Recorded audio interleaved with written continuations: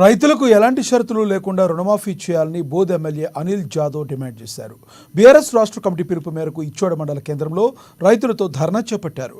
ప్రభుత్వానికి రైతులపై చిత్తశుద్ధి ఉంటే ఎలాంటి ఆంక్షలు లేకుండా సంపూర్ణ రుణమాఫీ చేయాలన్నారు. అలాగే రైతులపై పెట్టిన కేసులను ఉపసంహరించుకోవాలని, లేదంటే రైతు ఉద్యమానికి సిద్ధమవుతామని హెచ్చరించారు.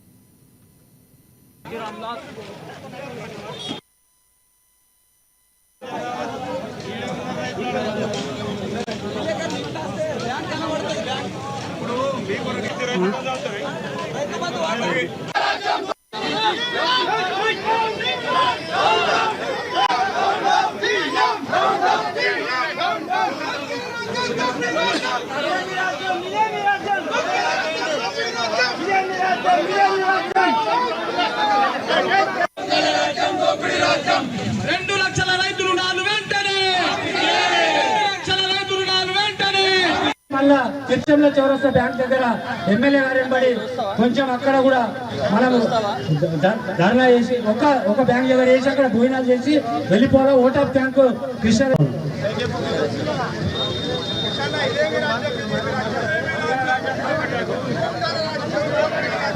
ఎమ్మెల్యే దొంగ మాటలు చెప్పి మాయ మాటలు చెప్పి అన్ని మోసపూరిత వాగ్దానాలు చేసి బోధ నియోజకవర్గంలో కానీ బయట వాళ్ళు నమ్మిండు పాపం వాళ్ళు చాలా నాయకులు పాపం.